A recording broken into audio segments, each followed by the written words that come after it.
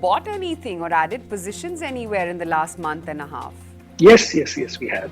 We have added 3 names. In fact, 2 of them are relatively, not relatively, I mean, 2 of them are, you can say, new names. Because we are also on the margin, only on the margin.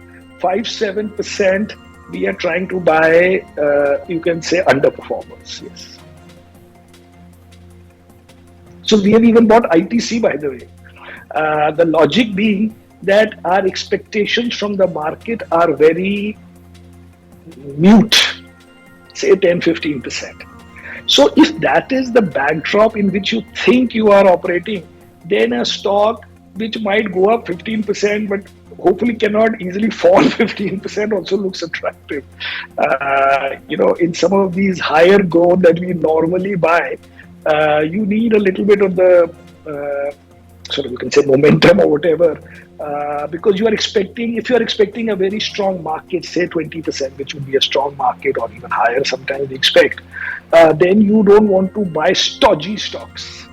But if you think that the market will only be a tough market and it'll be great if it can go up 10-15%, then any stock which can give that kind of a return with higher confidence also becomes attractive. So we bought 3 stocks. I just told you one because this one is always in the news and it has it very divided. So we put our hat in by saying we bought it. Yes. Rahul, can you connect the dots for us? Now we understand the public market, we can see the prices and talk about de-rating in internet companies, a lot of chemical stocks, a lot of NBFCs. What is happening in the private market? Is that market also feeling the heat? No, typically the conventional wisdom was that private markets follow public markets with a 6-month lag. But like everything else is getting faster, even this is getting much faster. I've seen many transactions which were closing, and this is around the world. Many transactions, if it was closing at $1 billion 2 months ago or 3 months ago, those have been, and if the closing hadn't happened, they're closing often at half the value. But there is a distinction. I think that businesses which were losing money and where the whole hypothesis was that we have this kind of strength and one day we will figure out how to make this profitable. I think those are the businesses which are getting impacted. I think that businesses which are actually generating cash flow, etc., I've not seen much change. And I think that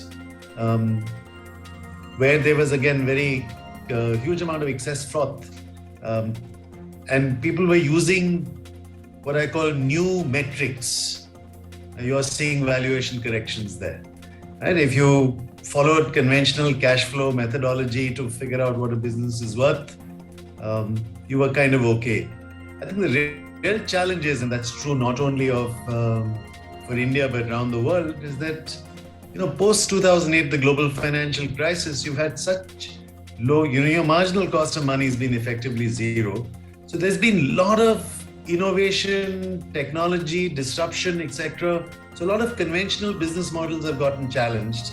And investors have said, therefore, sort of sought out the new age businesses and said, I don't want to be in the business which is sort of going to go down. I want to be in the business which is doing the disruption and going forward. Now, the problem is that in a lot of the companies which are doing the disruption, how do you make it from a new technology to a new business which is good for an investor is often not clear.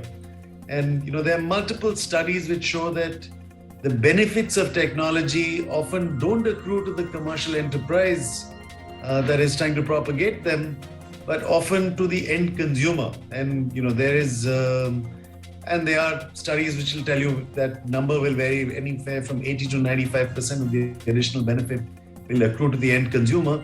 And then I think societally it's fantastic, but as an investor, it just has made things that much more complicated and that much more difficult. And AMC public, considering that if I look at their peers right now, Birla Sun Life AMC did not see a great debut. HDFC AMC is off from its recent high. UTI AMC also is not really commanding great premium.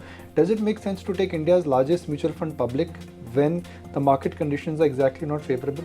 So, there's no urgent need actually to go to the market. So whenever we think that the timing is good, the markets are favorable, and we get the right valuation, I think we will go to the market. This is just to say that we are in no hurry. We do not need capital at the moment, and as you know, State Bank of India's capital position right now is quite comfortable. So can I say that while the intention is to take SBI MF public, but if market conditions are not stable and if they don't improve, the issue may not see light of the day even in Q1 FY23? It remains to be seen, right? So depends on so many conditions. All that I can say right now, sitting here, is that the asset management bit is doing extremely well. We have grown more than the market, and we have gained market share. We've gained customers, and right now we are running an NFO, where we think we should be getting decent response as well. What I would like to ask you is actually go back to the basics of real estate. This is one of the best comebacks that you're seeing in the property market, right? After so long. Now, when a property market comes back, it's multi-year. It's not about a couple of months. But there is a lot of uncertainty. For example, we don't know how expensive home loans are going to get. We don't know how expensive things are going to get for you as far as cost of funds go. At the same time, there's Mehngai. Look at the way the commodity prices are going up. I don't know if you raise prices, if you don't have a choice, but we'll have to raise prices. But at a time when home loans will go up and all of that, how exactly will you ensure that demand is not affected, that it remains, the property markets remains the way it is, and you have buyers too? Absolutely relevant questions. I can't agree with you any less. But in real estate, we always are in an era of uncertainty. If it's not home loans, it is regulatory. If it's not regulatory, it's something else. And we have learned to wade these uncertain waters and somehow come out of it. If we are constructing, if we are in the business of development, I think we should understand uncertainty. But the only focus that we have is that we need to deliver. Because if we don't deliver, things will go out of hand. And in whichever city, whichever product that we are building, we need to see that we come to the end.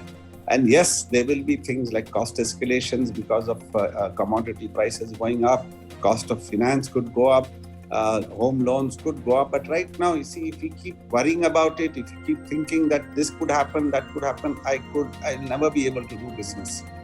We have to stay positive. And I do believe that the home loans are at the moment at the bottom.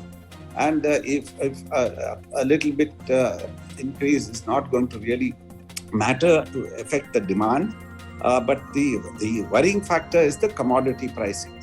Now, if my cost goes up, I have no choice but to sort of balance the cost between the offering, the selling price. We have to always, we are on that balancing trick all the time to see if the price goes too high, the customer is not going to be very excited. And if we have already pre-sold and if the commodity prices go up, it will affect the bottom line. So we have to be very, very disciplined, and we have to make sure that's the reason why we say we need to quickly turn around the projects. If you're able to do that, that's a winner. Time is also money. And many people haven't understood that. Developers who have understood that, and if they're able to churn the projects quickly, they're able to steer the waters, uncertain waters, and come out unscathed, and at the same time protect their bottom lines. And of course, the demand will be there. You have a good location, good product. I think a good offering will always bring in the demand.